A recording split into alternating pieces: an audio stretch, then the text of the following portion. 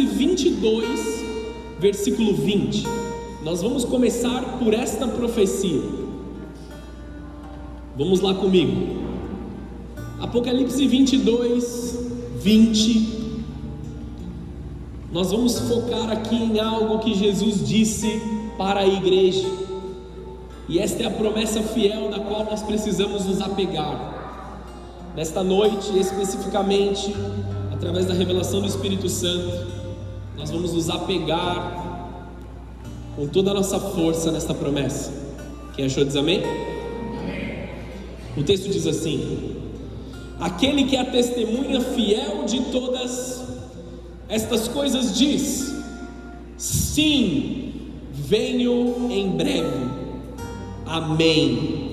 Vem, Senhor Jesus. Que a graça do Senhor Jesus esteja com todos. Quem pode dizer amém para isso? Amém. Feche os teus olhos por um momento, abaixa a sua cabeça. Senhor Jesus, nós nos apegamos à promessa da Tua vinda, Pai. Nós estamos aqui valorizando aquilo que o Senhor fez nas nossas vidas. Nós estamos aqui dando toda a honra, toda a glória e toda a adoração a Ti em primeiro lugar, Pai. E nós estamos alegres e felizes em saber de que o Senhor preparou todas as coisas para a Tua vinda, e no tempo certo todas as coisas vão acontecer. Que nós nos mantemos fiéis e nós nos mantemos firmes à Tua palavra. Que nós possamos observar o testemunho cristão ao longo das eras, ao longo daquilo que vem acontecendo, e que nós possamos nos preparar para a Tua vinda, Pai. Eis-nos aqui como igreja, nos preparando. Eis-nos aqui como igreja, ouvindo e observando aquilo que o Senhor tem para fazer no meio de nós. Faz a Tua vontade em nós e através de nós, para que nós possamos antecipar a Tua vinda, Senhor. Que nós possamos ser diligentes cada dia mais. Que os nossos olhos se abram, que os nossos ouvidos estejam atentos. Fala conosco, porque os Teus servos ouvem nessa noite, Jesus. Dá-nos corações sensíveis à Tua presença, sensíveis à Tua palavra, sensíveis ao Teu amor nas nossas vidas. Nós nos prostramos para que a Tua glória seja efetiva nas nossas vidas, Senhor. Em nome de Jesus. Amém e amém. Você pode aplaudir ao Senhor mais uma vez?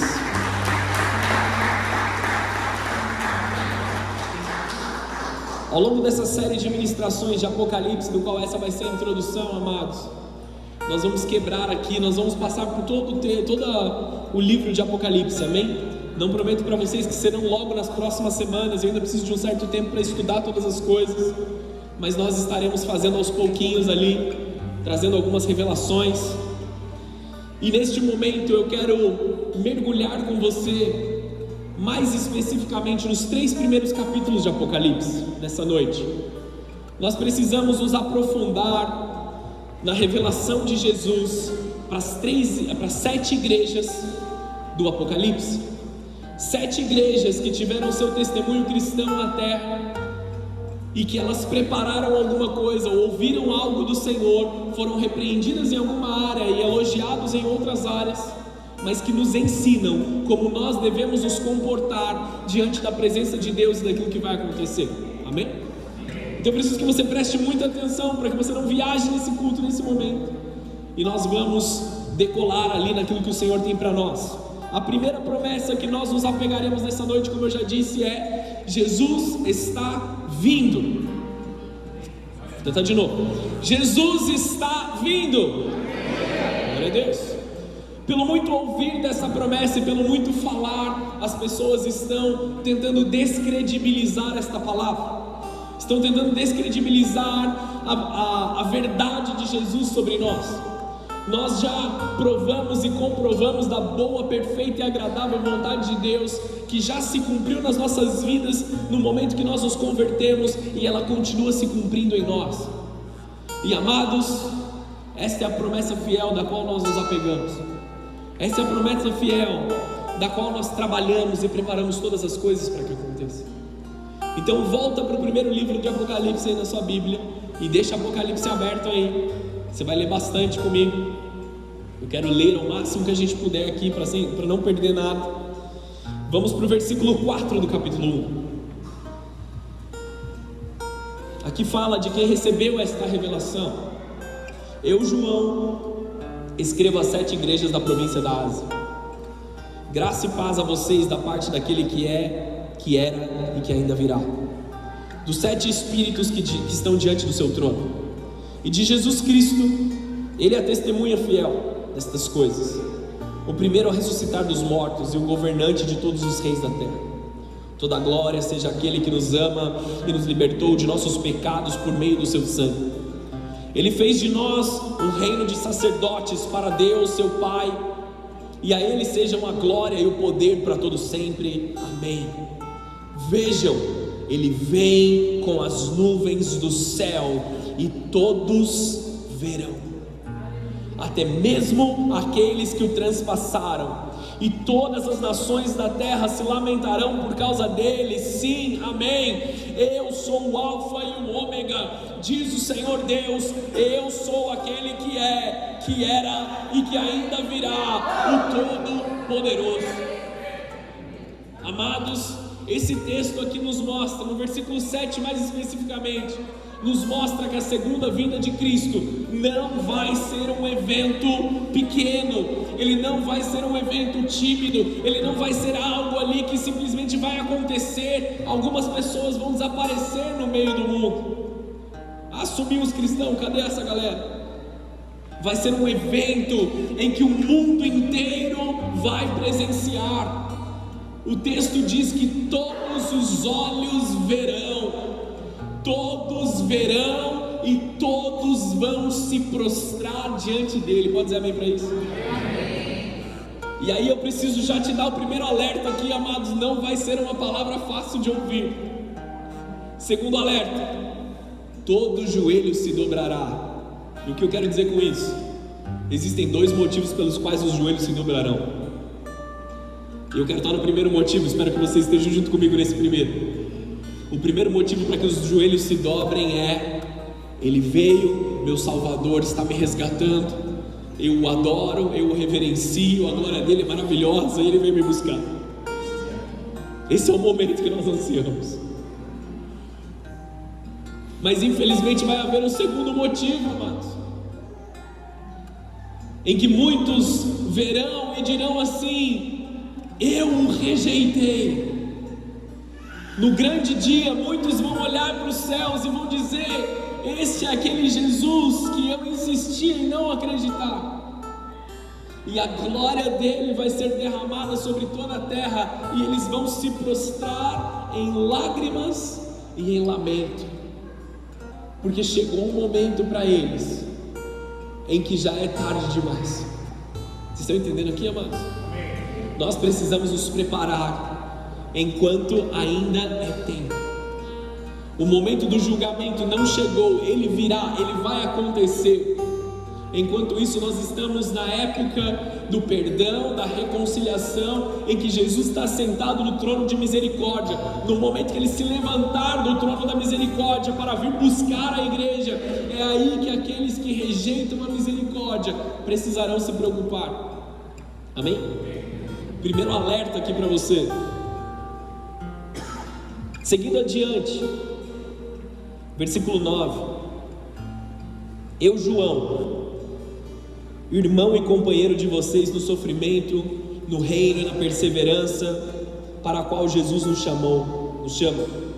Estava exilado na ilha de Patmos por pregar a palavra de Deus e testemunhar a respeito de Jesus. Era o dia do Senhor e me vi tomado pelo Espírito. De repente, ouvi atrás de mim uma forte voz, como um toque de trombeta. Não consigo imaginar isso aqui sendo algo tranquilo. E a voz me dizia: escreva num livro tudo o que você vê e envie-o às 7 igrejas das cidades de Éfeso, Esmirna, Pérgamo, Tiatira, Sardes, Filadélfia e Laodiceia. Se você não entendeu ainda, fica tranquilo, eu vou explicar cada uma delas. Quando me voltei para ver quem falava comigo, vi 7 candelabros de ouro, e em pé entre eles havia um homem semelhante ao Filho do Homem. vestia um manto comprido com uma faixa de ouro sobre o peito, a cabeça e os cabelos eram brancos como a lã e a neve, e os olhos como chamas de fogo, os pés eram como bronze polido, refinado numa fornalha, e a voz ressoava como fortes ondas do mar. Na mão direita tinha 7 estrelas, e a sua boca saiu uma espada afiada dos 2 lados. A face brilhava como o sol em todo o seu esplendor. Quando o vi, caí aos seus pés como morto. Ele, porém, colocou a mão direita sobre mim e me disse: não tenha medo, eu sou o primeiro e o último, eu sou aquele que vive. Estive morto, mas agora vivo para todo sempre, e tenho as chaves da morte e do mundo dos mortos. Portanto, escreva o que viu, tanto as coisas que estão acontecendo agora, como as que acontecerão depois. Esse é o significado do mistério das 7 estrelas que você viu em minha mão direita e dos 7 candelabros de ouro. As 7 estrelas são os anjos das 7 igrejas, e os 7 candelabros são as 7 igrejas. Amados, eu não quero entrar no mais complexo do mais complexo aqui.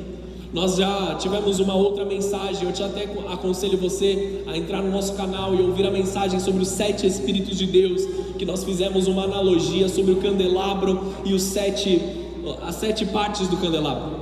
Depois você entra no YouTube e você assiste essa mensagem, os 7 Espíritos de Deus. Mas aqui nós estamos falando sobre 7 igrejas, 7 igrejas que existiam naquela época. Elas estavam ativas, elas estavam vivas. E essa mensagem foi para aquele momento, e ela continua sendo para um momento futuro. Lembra que eu mencionei que algumas das profecias bíblicas, elas começam se cumprindo no momento em que elas foram profetizadas. Algumas são futuras e algumas têm um cumprimento amplo. Elas começaram em um momento e continuam até os dias de hoje. Nós falamos sobre o ano aceitável do Senhor, Isaías 61. Você pode lembrar da mensagem da semana passada. E aqui, amados, nós temos 7 igrejas e 7 mensagens, 7 palavras. Cada igreja simboliza um período da história do cristianismo, com os seus desafios e os seus convites. O nosso desafio hoje é aprender com cada uma delas, vivendo fielmente até a volta de Cristo. Nós temos Isaías 22:20 como a nossa bússola para interpretar e entender estas profecias. Eu quero passar sobre cada igreja aqui, amados. Elas estão numa ordem na palavra de Deus, e essa ordem ela concorda com os tempos e as estações. Você está entendendo isso ou ficou complicado demais de você entender? A igreja de Éfeso é a primeira. Nós vamos começar mergulhando na igreja de Éfeso aqui. Ela é a primeira estação, o primeiro testemunho cristão. E para cada uma dessas 7 igrejas você vê Jesus dizendo: eu estou voltando. Só que ele diz de formas diferentes que ele está voltando. Para cada uma das igrejas, ele fala sobre a sua vinda e como essa igreja vai interpretar ou vai receber essa vinda. Vamos para Éfeso então. Éfeso é a igreja apostólica, a primeira igreja do século do ano 30 ao ano 100 depois de Cristo, do momento que Jesus sobe aos céus, derrama o Espírito Santo. A igreja de Atos, ali onde a igreja foi formada. Apocalipse capítulo 2, no versículo 1. Escreva essa carta ao anjo da igreja em Éfeso. Esta é a mensagem daquele que segura na mão direita as 7 estrelas, daquele que anda entre os 7 candelabros de ouro. Sei de tudo que você faz, vi o seu trabalho árduo e a sua perseverança. Sei que não tolera os perversos. Examinou as pretensões dos que se diziam apóstolos, mas não são, e descobriu que são mentirosos. Sofreu por meu nome com paciência, sem desistir. Contudo, essa é a parte chave aqui, amados. Contudo, tenho contra você uma queixa: você abandonou o amor que tinha no princípio. Veja até onde você caiu, arrependa-se e volte a praticar as obras que no início praticava. Do contrário, virei até você e tirarei o seu candelabro do seu lugar entre as igrejas. Mas há nisto a seu favor: você odeia as obras dos nicolaítas, como eu também odeio. Quem tem ouvidos para ouvir, ouça o que o Espírito diz às igrejas. Ao vitorioso darei o fruto da árvore da vida que está no paraíso de Deus. Amém? Qual foi a questão da igreja de Éfeso? Essa igreja, infelizmente, ela foi extinta. O testemunho original da igreja, ele foi extinto, porque eles abandonaram o primeiro amor. Qual a reflexão que nós precisamos trazer para os nossos corações aqui, amados? Quando nós começamos a caminhar com Jesus, nós começamos com uma esperança no mais alto possível. Nós começamos com um gás, o tanque cheio de gasolina, e nós estamos acelerando, nós estamos avançando, nós estamos fazendo, nós estamos em todos os lugares, nós estamos em todas as reuniões, nós estamos em todas as orações, e dentro de nós existe um primeiro amor, que ele não pode ser abalado, e se alguém tentar impedir a gente, nós vamos do mesmo jeito, a gente vai atropelar e vai fazer. O problema, amados, é que passou-se um tempo, a igreja vai deixando o amor de lado, a igreja vai deixando as coisas de lado. O povo da igreja, a perseguição já não está mais tão intensa, as dificuldades já não estão mais, as dificuldades já não estão mais intensas. Então eu posso amenizar a minha intensidade também, eu posso diminuir a minha entrega também. Jesus está dizendo para a igreja do começo, e para muitos cristãos aqui nesse momento: não abandone o seu primeiro amor. Olha para onde você caiu, olha o que ele está dizendo, olha aquilo que você errou, olha para o lugar onde você deixou as coisas desandarem, e volte, caia em si, como o filho pródigo. Ele viu onde ele estava, e ele caiu em si. O Espírito Santo está te chamando a abrir os teus olhos nesse lugar onde você deixou o seu primeiro amor, ir embora e retornar o amor à presença dele. Eu conheço as suas obras, eu conheço o seu trabalho árduo, é o que Jesus está dizendo. Eu já vi o que você fez, eu vejo a sua entrega, mas não deixa o fogo dentro de você se desanimar, igreja. Estamos aqui ou não? Essa igreja no Novo Testamento é aquela igreja do princípio, a igreja do Pentecostes, a igreja de Atos 2. O problema é que Atos 2 sobre a vida deles não passou muito do ano 100. A igreja ela foi extinta no seu testemunho ali. Ela tinha uma perseguição inicial, um ensinamento apostólico rigoroso, ela forte em zelo, mas ela tinha a perda do primeiro amor. Nós vemos uma igreja poderosa em Atos 2. Vamos observar lá, Atos 2, versículo 42, não precisa abrir, acompanha comigo. Todos se dedicavam de coração ao ensino dos apóstolos, à comunhão, ao partir do pão e à oração. Havia em todos eles um profundo temor, e os apóstolos, eles realizavam muitos sinais e maravilhas. Os que criam se reuniam em um só lugar e compartilhavam tudo que possuíam.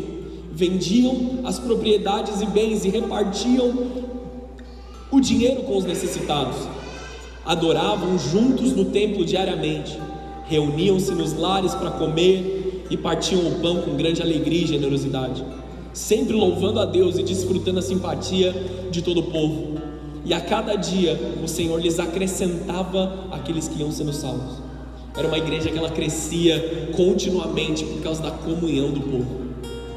Amados, como é maravilhoso quando a igreja está em comunhão. Como são motivos de alegria, como são motivos satisfatórios nós nos reunirmos nas casas uns dos outros, nos alegrarmos das grandes coisas que Jesus tem feito, compartilharmos o pão, e Deus vai acrescentando aqueles que hão de ser salvos, Deus vai acrescentando a vida. Amados, não percamos este amor que nos reúne, esse amor da comunhão, esse amor da intensidade por viver com Jesus. João 13:34, por isso agora eu lhes dou um novo mandamento: amem uns aos outros, assim como eu os amei. Vocês devem amar uns aos outros. O seu amor uns pelos outros provará ao mundo que são os meus discípulos. O amor em nós nos mostra para o mundo que nós somos filhos de Deus. Estão aqui?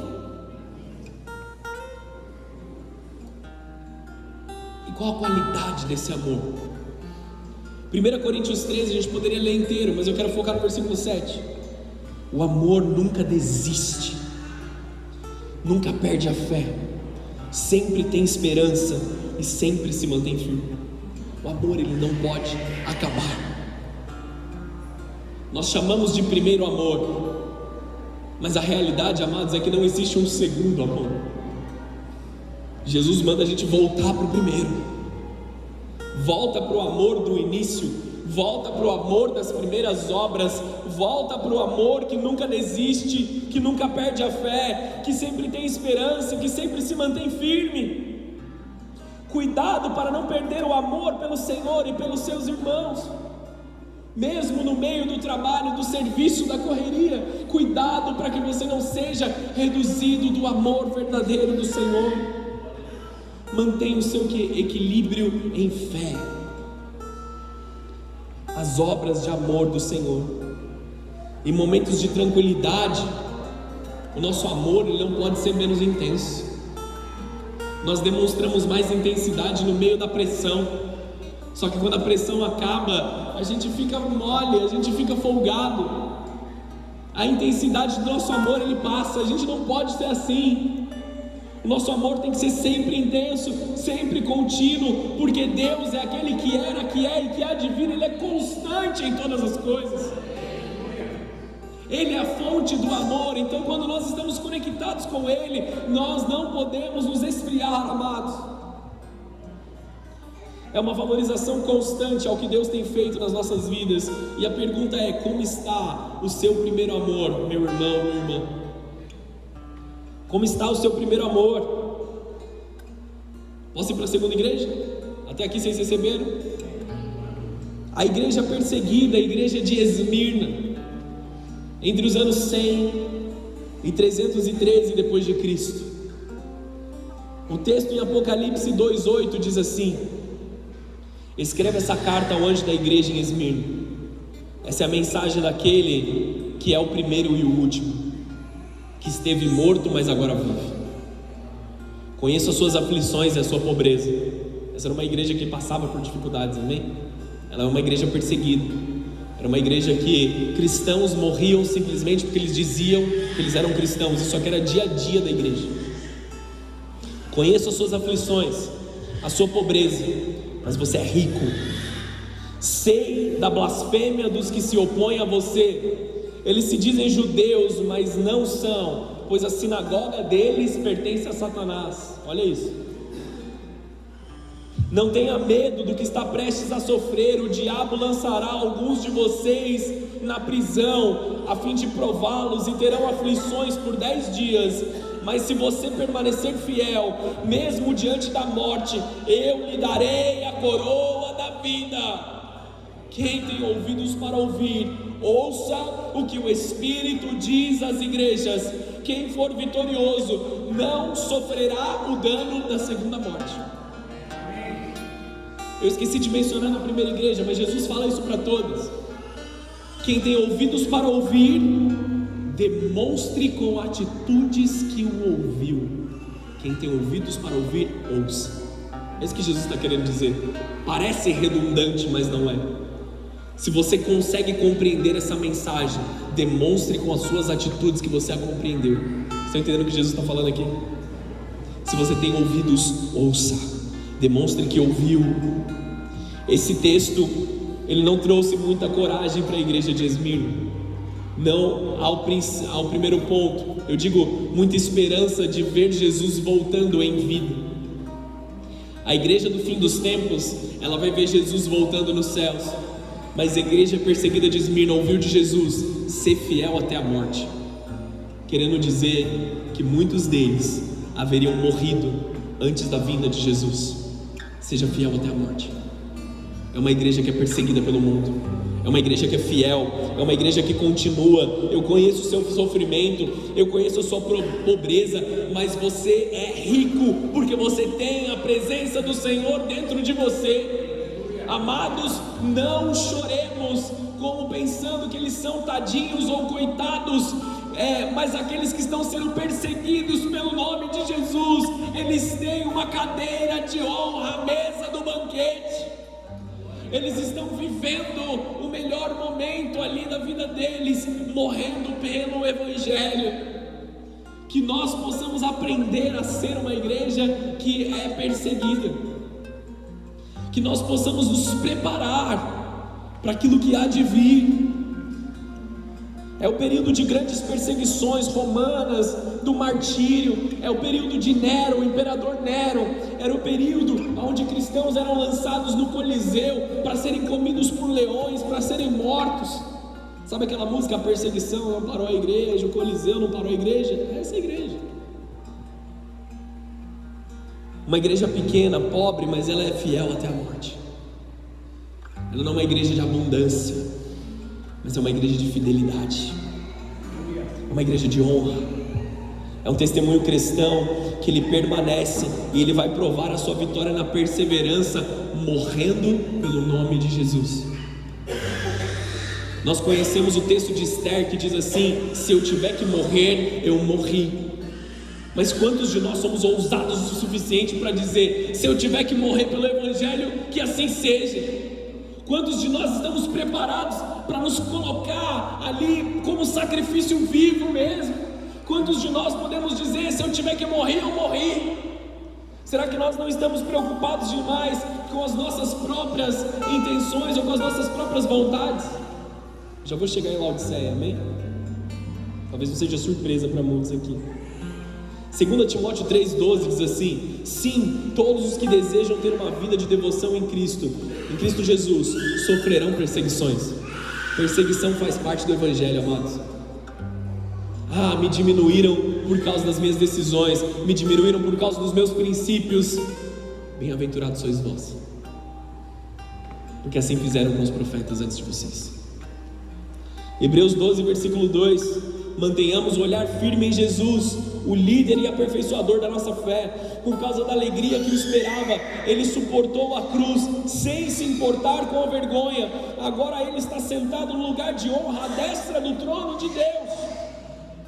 Pensem em toda a hostilidade que ele suportou dos pecados. Desse modo, vocês não ficarão cansados nem desanimados.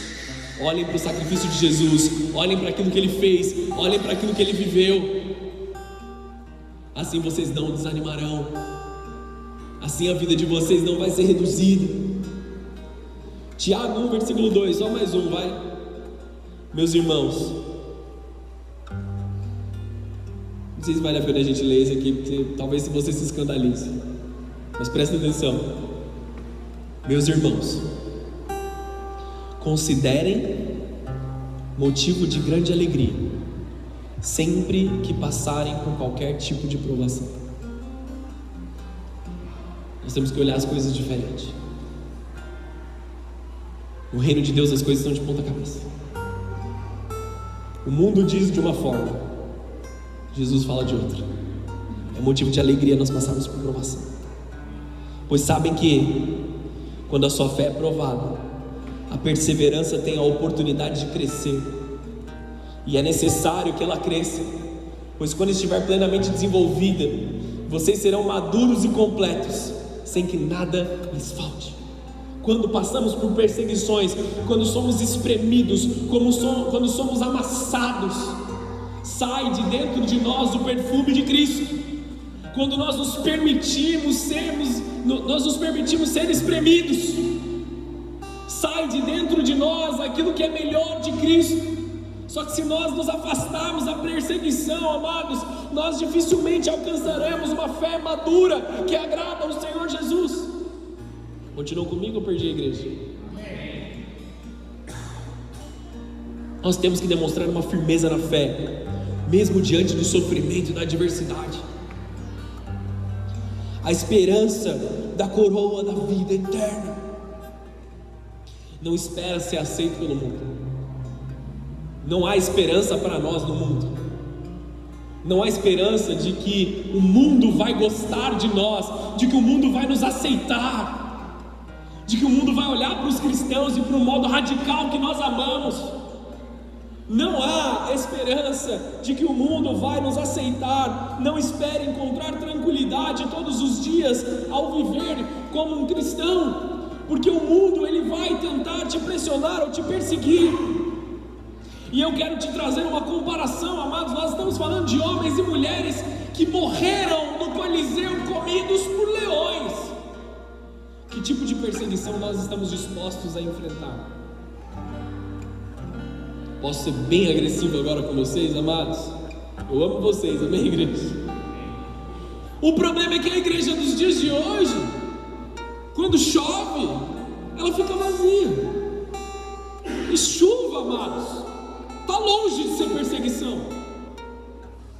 Se a gente não enfrenta uma chuva, não enfrenta um sereno, o que nós vamos enfrentar na nossa vida? Se nós não somos intensos na nossa busca, intensos na nossa caminhada, intensos na nossa devoção, o que nós vamos enfrentar? Como nós vamos permanecer fiéis? Estamos prontos para a grande perseguição que virá? Vamos correr aqui, senão não acaba a pregação de hoje. Pérgamo é a igreja da conformidade. É a igreja dos anos 313 até 500 depois de Cristo, aproximadamente. Apocalipse 2:12 diz assim: escreva essa carta ao anjo da igreja em Pérgamo. Esta é a mensagem daquele que tem a espada afiada de dois lados. Conheço o lugar onde você vive, a cidade onde está o trono de Satanás. Ainda assim você permanece leal ao meu nome. Recusou-se a negar a sua fé em mim, até mesmo quando Antipas, minha testemunha fiel, foi morto. Onde vocês vivem, o lugar da habitação de Satanás. Contudo, tenho contra você algumas queixas. Você tolera em seu meio pessoas cujo ensino é semelhante ao de Balaão, que mostrou a Balaque como fazer o povo de Israel tropeçar. Ele os instigou a comer alimentos oferecidos a ídolos e a praticar imoralidade sexual. De igual modo, há entre vocês alguns que seguem o ensino dos nicolaítas. Portanto, arrependa-se, ou virei subitamente até você e lutarei contra eles com a espada da minha boca. Quem tem ouvidos para ouvir, ouça o que o Espírito diz às igrejas. Ao vitorioso darei o maná escondido. Também lhe darei uma pedra branca, e nela estará gravado um novo nome que ninguém conhece, a não ser aquele que recebe. Amados, nós estamos vendo uma igreja aqui que precisava ter o seu nome trocado, porque era uma igreja de miscigenação cultural e espiritual. Eu tenho contra você algumas queixas.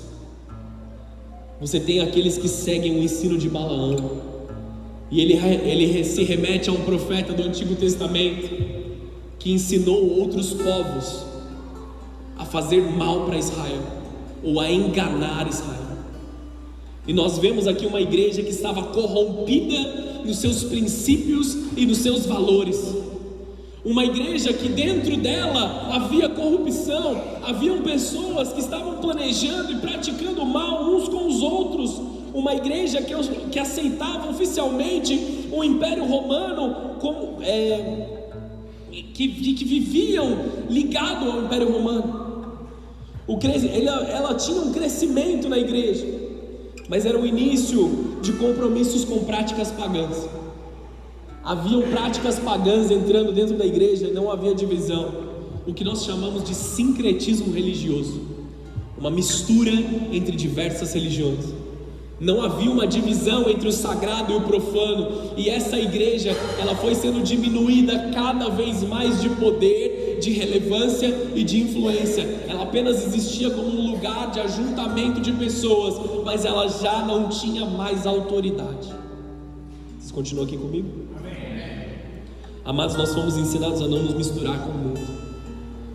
A cultura do mundo, ela não pode infectar a nossa igreja.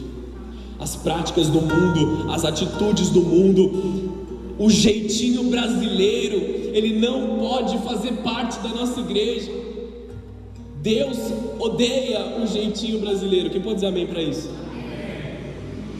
Nós não podemos ali ter outras práticas, amados, outros ensinos que não sejam os ensinos santos da palavra de Deus. Os nossos princípios, eles não podem ser transformados e mudados simplesmente pelo lugar que nós vivemos. Ele fala sobre o trono de Satanás estar naquela cidade. As pessoas permitiam que a cultura da igreja fosse moldada pela cultura lá fora do mundo e da cidade onde eles estavam. As outras adorações estavam entrando na igreja. E amados, nós não podemos ter nenhum tipo de idolatria no meio de nós. 2 Coríntios 6,14: não se ponham em julgo desigual com os descrentes. Como pode a justiça ser parceira da maldade? Como pode a luz conviver com as trevas? Que harmonia pode haver entre Cristo e o diabo? Como alguém que crê pode se ligar a quem não crê? E que união pode haver entre o templo de Deus e os ídolos? Pois somos o templo do Deus vivo, como Ele próprio disse: habitarei e andarei no meio deles, serei o seu Deus e eles serão o meu povo. Portanto, afastem-se e separem-se deles, diz o Senhor. Não toquem em coisas impuras, eu os receberei, eu serei o seu pai, e vocês serão os meus filhos e as minhas filhas, diz o Senhor Todo-Poderoso. Se separem das práticas do mal. Amados, no meio da igreja não podem haver mentiras, não podem haver enganações, não pode haver sonegação de imposto. No meio de nós não podem haver práticas contrárias. No meio de nós não pode haver menção, sequer pensamento de roubo, de enganar, de manipular. Pensem a forma com que nós temos vivido. Vamos para Gálatas capítulo 1, versículo 7. Mas que não são boas novas de maneira nenhuma, estão sendo perturbados por aqueles que distorcem deliberadamente as boas novas de Cristo.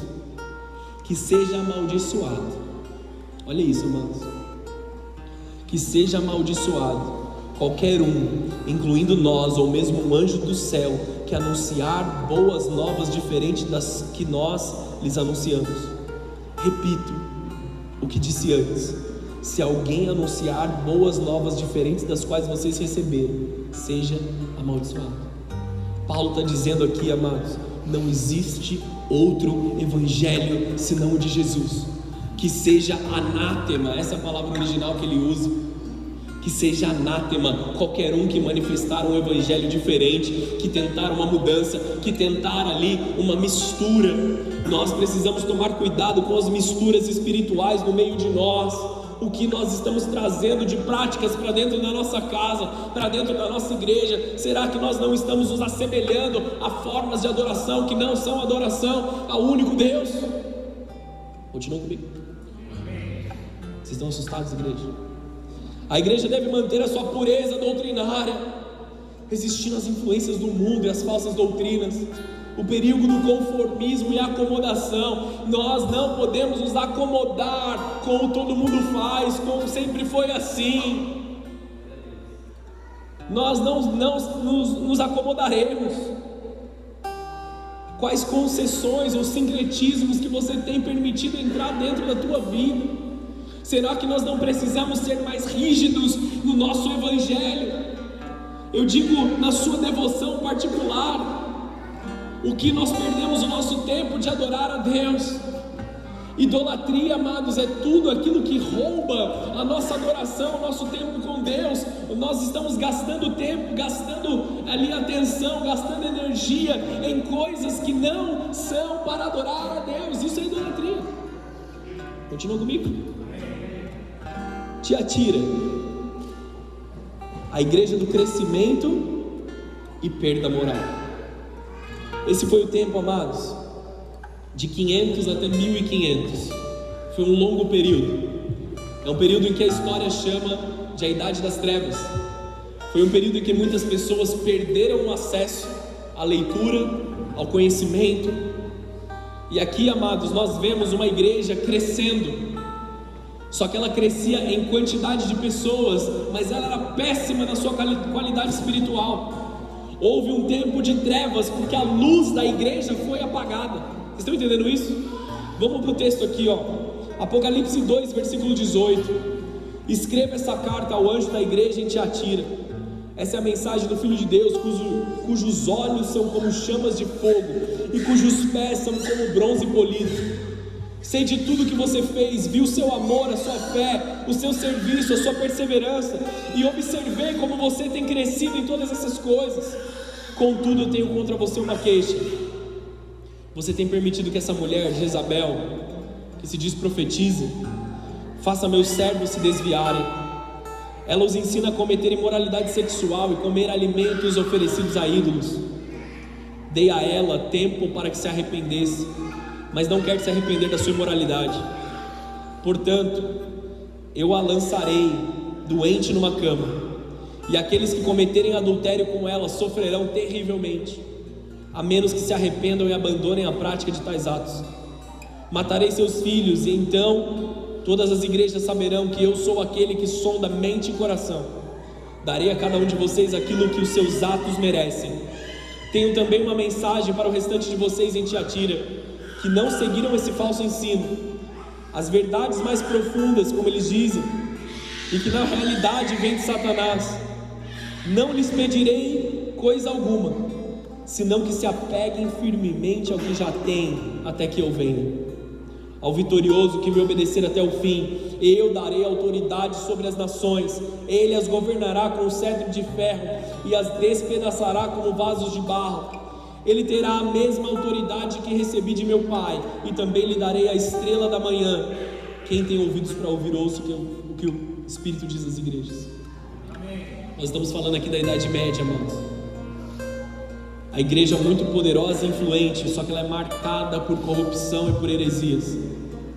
Essa era a igreja da venda de indulgências, o domínio político, comércio de indulgências, moralidade questionável, aonde a igreja e o Estado eles estavam fundidos e havia um domínio por poder.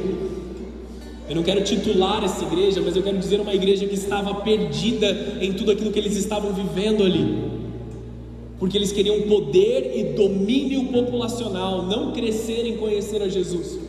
Na verdade, pouquíssimos eram o que eles conheciam. Jesus fala no meio aqui deles e diz assim: tem alguns poucos que conhecem, só se apega àquilo que você sabe, porque não havia conhecimento disponível para eles. Consegue pegar isso aqui? Amados, nós precisamos arrancar do meio de nós toda a influência do espírito de Jezabel. Jezabel é uma mulher do Antigo Testamento. O que Jezabel estava fazendo aqui nesse momento? Não era uma mulher ali, amém? Mas era um espírito. Era um espírito que intimidava os homens e mulheres de Deus para roubar a sua autoridade. Quando nós falamos de Jezabel, nós diretamente pensamos em sexualidade, mas não é sobre isso. Ela fala sobre o adultério, fala aqui sobre essas questões, e sim, são questão de influência. Mas nós estamos falando de uma usurpação da verdadeira autoridade de Jesus na igreja. Jezabel, ela tem autoridade para calar profetas, ou ela rouba a autoridade para calar os profetas, aqueles que se permitem ser calados. Então, amados, nós não podemos estar em silêncio. Nós precisamos nos posicionar contra o espírito de intimidação, para que nós não possamos ser uma igreja cheia de problemas e cheia de cultos aquilo que não é o nosso Deus. Naquela época eles manipulavam o povo vendendo indulgências e dizendo assim: compra esse pedaço de papel aqui, você vai ter um terreno nos céus. Compra um pedaço da madeira da cruz de Cristo. Nós estamos falando de um tempo, amados, ali quase 1000 anos depois de Jesus já ter ressuscitado. E as pessoas estavam sendo enganadas por isso que estava acontecendo. Essa era uma igreja que ela ansiava por uma reforma do céu sobre a vida deles. 1 Timóteo 3, versículo 1 diz assim: essa é a afirmação digna de confiança. Se alguém deseja o episcopado ou ser um bispo, deseja uma tarefa honrosa. Portanto, o bispo, ele deve ter uma vida irrepreensível, deve ser marido de uma mulher só, ter autocontrole, viver sabiamente e ter uma boa reputação, deve ser hospitaleiro e apto a ensinar, não deve beber vinho em excesso, nem ser violento, antes deve ser amável, político e desapegado ao dinheiro, deve liderar bem a própria família e ter filhos que lhe respeitem e lhe obedeçam. Pois se um homem não é capaz de liderar a própria família, como poderá cuidar da igreja de Deus? Não deve ser recém-convertido, pois poderia se tornar orgulhoso e o diabo faria-o cair. Além disso, os que são de fora devem falar bem dele, para que não seja desacreditado e caia na armadilha do diabo. Amados, isso aqui nós estamos falando dos bispos, nós estamos falando dos líderes da igreja, dos presbíteros, aqueles que nós chamamos hoje de pastores, de líderes. As pessoas naquela época, elas estavam totalmente afastadas da realidade bíblica que propunha a função deles. Não há nada de errado você almejar a liderança dentro de um ambiente eclesiástico. Quem almeja o episcopado, boa obra almeja, o texto diz. A questão é, faça da forma correta. 2 Pedro 2:1. Contudo, assim como surgiram falsos profetas entre o povo de Israel, também surgirão falsos mestres entre vocês.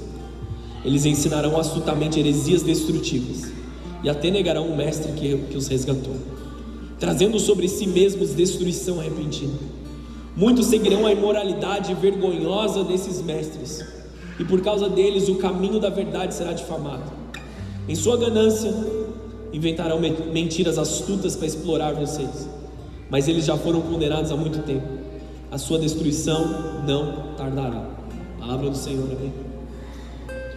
Cuidado com os líderes e doutrinas que levam a imoralidade e ao erro. A importância da santidade e a vigilância da igreja, amados.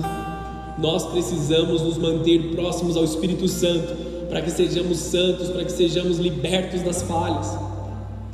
A corrupção não pode entrar no corpo de Cristo, em nenhum tamanho, nenhuma forma. Nós temos que estar alertas às falsas doutrinas. Estejam com os olhos abertos. Amém, igreja? Posso continuar aqui? Faltam só mais 3 igrejas. Rapidamente nós encerramos.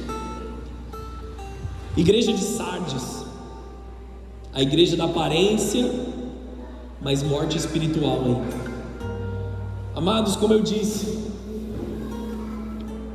essa época da igreja que terminou em 1500 era uma época que carecia de uma reforma.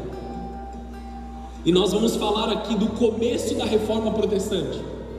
E eu não quero de forma nenhuma, não distorçam aquilo que eu estou dizendo. Eu não quero de forma nenhuma menosprezar ou minimizar aquilo que os grandes reformadores fizeram nesta época. Nós estamos falando de Lutero, nós estamos falando de John Knox, grandes homens de Deus que se levantaram de 1500 a 1700 e eles causaram uma mudança poderosa na igreja. O problema é que eles estavam lutando, esses homens de Deus, em quais habitava o Espírito Santo, estavam lutando com um tempo de morte espiritual dentro da igreja.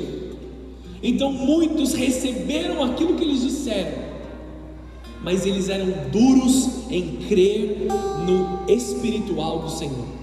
Eles foram o começo da reforma, amém? Continua aqui comigo, vou ler aqui o texto, Apocalipse capítulo 3, versículo 1, do 1 ao 6.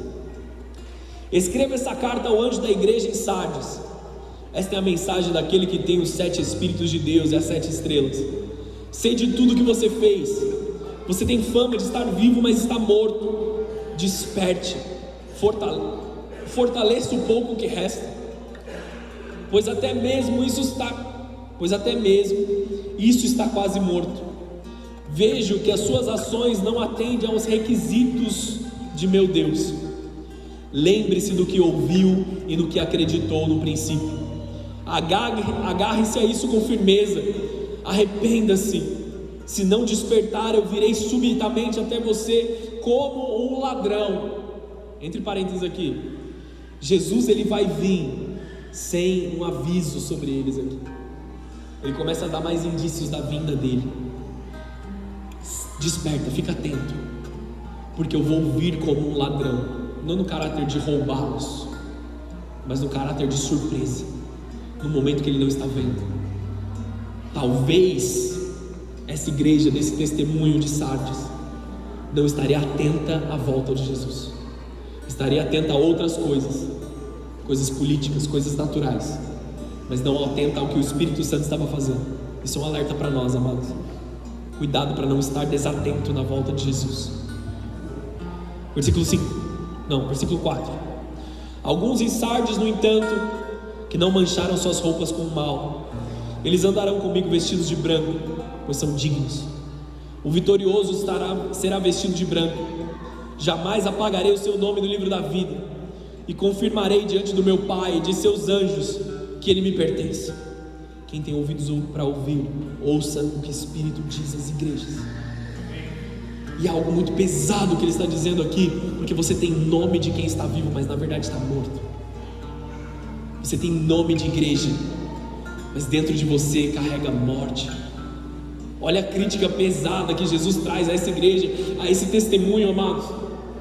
Será que nós não estamos carregando um estilo de vida que parece estar vivo, mas na verdade é uma morte bem maquiada, é uma morte bem apresentada? Isaías 29:13 diz assim: portanto o Senhor diz, esse povo fala que me pertence, honra-me com os lábios, mas o coração está longe de mim. A adoração que me prestam não passa de regras ensinadas por homens. Amados, as regras, as coisas que nós aprendemos, elas são importantes, mas a devoção é dentro do coração. Que nós não tenhamos aparência de estarmos vivos, aparência de igreja, mas que a vida de Cristo esteja dentro de nós e que nós sejamos um com Cristo vivos. Mateus 23:27. Que aflição nos espera, mestres da lei e fariseus, hipócritas, são como túmulos pintados de branco, bonitos por fora, mas cheios de ossos e de toda espécie de impureza por dentro. Por fora parecem justos, mas por dentro o seu coração está cheio de hipocrisia e maldade. Amados, que o nosso conhecimento da palavra não seja conhecimento natural, não seja somente aquilo que nós sabemos por ter decorado os textos ou ter decorado os formatos e conseguir reproduzir o formato, mas que nós estejamos vivos. Romanos 12, versículo 1: portanto, irmãos, suplico que entreguem o seu corpo a Deus, por causa de tudo que Ele fez por vocês, que seja um sacrifício vivo e santo, do tipo que Deus considera agradável. Esta é a verdadeira forma de adorá-lo. Não imitem o comportamento e os costumes desse mundo, mas deixem que Deus os transforme por meio de uma mudança em seu modo de pensar, a fim de que experimentem a boa, perfeita e agradável vontade de Deus para vocês. Essa igreja, amados, ela gerou uma mudança, ela gerou um santo rompimento, mas ela carecia do avivamento. Vocês estão entendendo? Ela restaurou os ministérios pastorais e de mestre, mas ela carecia de profetas poderosos. Desculpa, pastorais, mestres e evangelistas foram resgatados nesse período, mas os profetas precisavam se levantar para trazer o avivamento. Igreja, você está vivo dentro do seu coração, ou a sua devoção ela está morta dentro de você? São só atitudes. Eu quero fazer um apelo ao teu coração nesse momento. A adoração, o louvor, ele toca teu coração. A leitura da palavra tira lágrimas dos teus olhos. Os teus momentos de oração, eles são cheios de arrepios e de um estremecer dos seus joelhos. Ou são só palavras que você está lendo e você olha no relógio: ah, já se passaram meia hora, cumpri a minha meta hoje. Como é a sua devoção quando você está diante de Deus? Porque, amados, se a adoração da igreja unida não faz o seu coração bater mais forte, o que pode fazer? Eu quero falar de uma igreja agora, que é uma igreja amada por Deus, a igreja de Filadélfia. Estamos chegando ao fim, amém? Só mais 2h30. E falou, até volta atrás, né, depois dessa. Essa é a igreja do avivamento. Porque em 1700 começaram a aparecer os grandes avivalistas. Os homens carregados do Espírito Santo transferiam graça sobre o coração das pessoas. Não era só a palavra dita, mas era poder manifesto. De 1700 a 1900, essa igreja foi cheia de poder. A igreja do avivamento e do testemunho. Apocalipse 3, versículo 7. Escreva essa carta ao anjo da igreja de Filadélfia. Essa é a mensagem daquele que é santo e verdadeiro, que tem a chave de Davi. O que ele abre, ninguém pode fechar. O que ele fecha, ninguém pode abrir. Sei de tudo que você fez, que você faz. Abri para você uma porta que ninguém pode fechar. Você tem pouca força, mas ainda assim obedeceu a minha palavra e não negou o meu nome. Veja, obrigarei aqueles que pertencem à sinagoga de Satanás, os mentirosos que se dizem judeus, mas não são, a virem, prostrarem-se a seus pés e reconhecerem que amo você. Jesus está dizendo para a igreja de Filadélfia: aqueles que estão zombando da igreja vão reconhecer que eu amo a igreja. Antes de você levantar aqui palavras de vingança, Jesus vai demonstrar honra ao nome dele, não ao nosso, amém? Ele vai fazer com que aqueles que estão lá fora, ridicularizando a igreja, reconheçam que Deus está no meio da igreja, não que nós somos bons demais, amém? Só um parênteses aqui.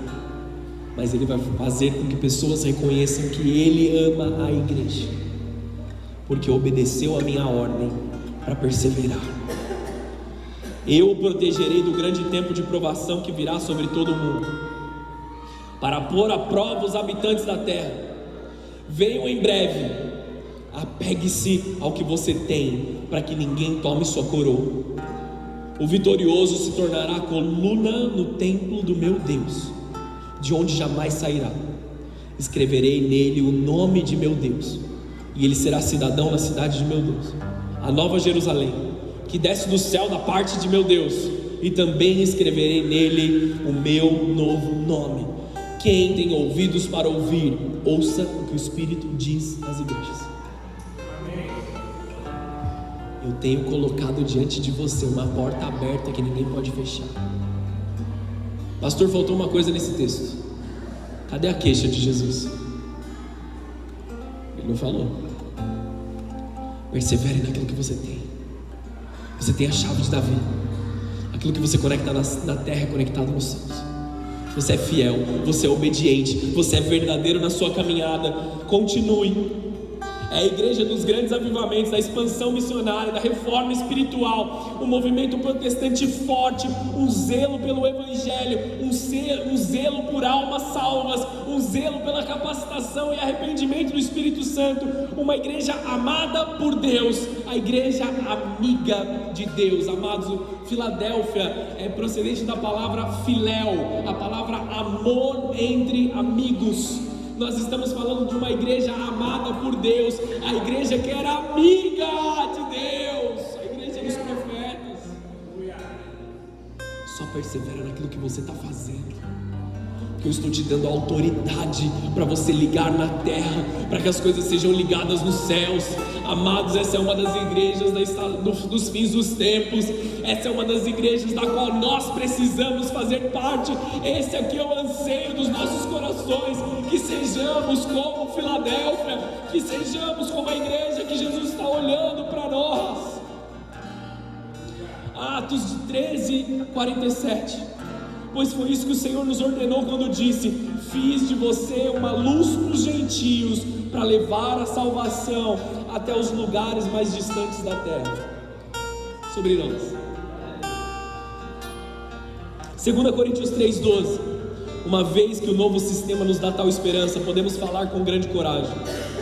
Não somos como Moisés, que cobriu o rosto com um véu, para que os israelitas não vissem a glória, embora ela já estivesse desvanecendo. Mas a mente do povo estava endurecida, e até hoje, toda vez que a antiga aliança é lida, o mesmo véu lhes cobre a mente, e esse véu só pode ser removido em Cristo. Até hoje, quando eles leem os escritos de Moisés, seu coração está encoberto por esse véu. Contudo, sempre que alguém se volta para o Senhor, o véu é removido, pois o Senhor é Espírito, e onde está o Espírito do Senhor, ali há liberdade. Portanto, todos nós, dos quais o véu foi removido, podemos ver e refletir a glória do Senhor. E o Senhor, que é Espírito, nos transforma gradativamente à sua imagem gloriosa, deixando-nos cada vez mais parecidos com Ele. Deus está removendo o véu daqueles que estão se perdendo. Deus está removendo o véu do julgamento, da palavra, do conhecimento do mundo. Deus está removendo o véu da idolatria. Deus está removendo o véu da tristeza de alma, da ansiedade, do medo. Deus está rasgando o véu de cima a baixo, para que no amor dele seja revelado na igreja de Filadélfia. E aí, amados, nós vamos viver a plenitude de Mateus 28:19. Portanto, vão e façam discípulos de todas as nações, batizando-os em nome do Pai, do Filho e do Espírito Santo. Ensinem esses novos discípulos a obedecerem todas as ordens que eu lhes dei, e lembrem-se disso: estou sempre com vocês até o fim dos tempos. Eu estou com vocês até o fim dos tempos. Esses temos que ser nós, amados. Se é para a gente mirar em alguma igreja, essa é a igreja que a gente tem que mirar. Nós precisamos valorizar o testemunho cristão e a missão da igreja, preservar a fidelidade mesmo com pouca força, uma igreja que caminha no poder de Deus para preparar o caminho. Que nós possamos nos questionar: estamos abrindo portas para o Evangelho? Estamos preparando o caminho como nós fomos comissionados? Estamos valorizando a presença de Deus? Como nós fortalecemos o nosso testemunho? E sabe o desafio da igreja de Filadélfia? A 7ª igreja, a igreja de Laodiceia. A igreja de Laodiceia vai se apresentar como um desafio, porque esse é o último testemunho que vai aparecer antes da vinda de Jesus. E eu tenho base bíblica para te provar isso. Calma aí que eu já chego lá. Apocalipse capítulo 3, versículo 14. Eu já vou explicar um pouco mais. Mas Laodiceia é a igreja da apostasia e da indiferença. O último testemunho que se manifesta. Escreve essa carta ao anjo da igreja em Laodiceia. Essa é a mensagem daquele que é o Amém, a testemunha fiel e verdadeira, a origem da criação de Deus. Sei de tudo que você faz. Você não é frio nem quente. Desejaria que fosse um ou fosse outro, mas porque é como uma água morna, nem quente nem fria, eu vomitarei da minha boca. Você diz: eu sou rico e próspero, eu não preciso de coisa alguma, mas não percebe que é infeliz, miserável, pobre, cego e está nu. Eu o aconselho a comprar de mim ouro purificado pelo fogo, então será rico. Compre também roupas brancas, para que não se envergonhe da sua nudez, e colírio para aplicar nos olhos, a fim de enxergar. Eu corrijo e disciplino aqueles que amam, por isso seja zeloso e se arrependa. Preste atenção: estou à porta e bato. Você consegue ver que em todas as igrejas Jesus estava dizendo: ser fiel até a morte. Continua, preserva aquilo que você tem. Eu virei, mantenha a coroa. Nessa igreja ele está falando diferente. Eu estou à porta e bato. Preste atenção: eu estou à porta e bato. Se você ouvir a minha voz e abrir a porta, entrarei e juntos faremos uma refeição como amigos. Você pode se transformar em Filadélfia, Laodiceia. É isso que ele está dizendo. Você pode deixar de ser a igreja de Laodiceia, a igreja da indiferença, a igreja morna, que acha que tem tudo, mas não tem a presença de Deus, que acha que é rico, mas é rico de coisas que o mundo tem. Eu estou batendo na sua porta, igreja de Laodiceia, e te chamando para sentar na mesa, como eu sento na mesa com a minha igreja de Filadélfia. Vocês estão entendendo isso aqui? Amém. Jesus está nos chamando. Eu corrijo e disciplino aqueles que eu amo. O vitorioso se sentará comigo em meu trono, assim como eu fui vitorioso e me sentei com meu Pai em seu trono. Quem tem ouvidos para ouvir, ouça o que o Espírito diz às igrejas. Jesus, ele é claro. Eu preferia que fosse ou quente ou frio, porque quem é quente já tem o seu destino separado, sua cadeira na mesa, está tudo pronto. Quem é frio já está numa linha de destruição, já rejeitou a Deus há muito tempo. Mas quem é morno está brincando com as coisas de Deus.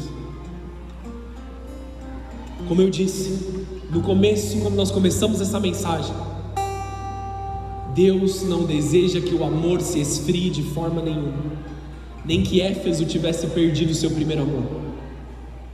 Que nós possamos queimar por Deus com fogo que arde continuamente sobre o altar. Que nós possamos estar na presença de Deus.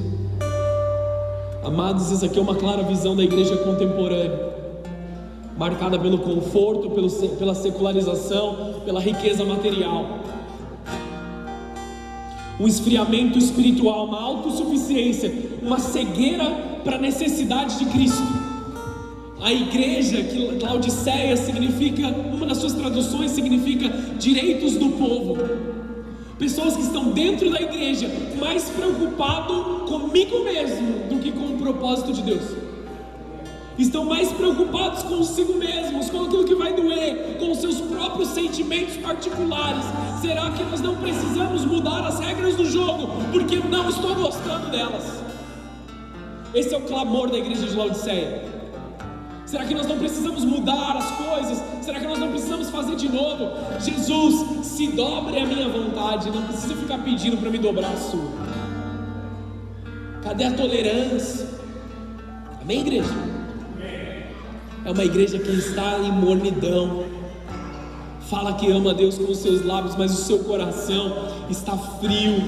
Não há bondade, não há caridade, não há amor. É a igreja dos direitos do povo, a igreja da entrega até onde há benefício próprio. É a igreja que os sentimentos pessoais falam mais do que a vontade de Deus. Mateus 6,24: ninguém pode servir a dois senhores, pois odiará um e amará o outro, será dedicado a um e desprezará o outro. Vocês não podem servir a Deus e ao dinheiro. Jesus corrige e disciplina aqueles que Ele ama. E aí nós olhamos aqui, amados, fazendo a nossa oração final, e eu vou terminar com isso, prometo. Salmo 51, versículo 10. Essa tem que ser a nossa oração, para que nós não sejamos perdidos, ou para que nós não entreguemos o nosso coração como aqueles de Laodiceia têm entregado. A nossa oração todos os dias tem que ser o salmo que nós abrimos o culto de hoje. Cria em mim, ó Deus, um coração puro, e renova dentro de mim um espírito firme. Aqui é um convite ao arrependimento e ao fervor espiritual, uma dependência total de Cristo, para rejeitar a autossuficiência. Amados, você está morno no seu coração, na sua devoção. Deus está te chamando para reavivar o amor sobre a tua vida. A promessa que nós temos, fechando o raciocínio, Apocalipse 22, versículo 20: sim, eu virei em breve.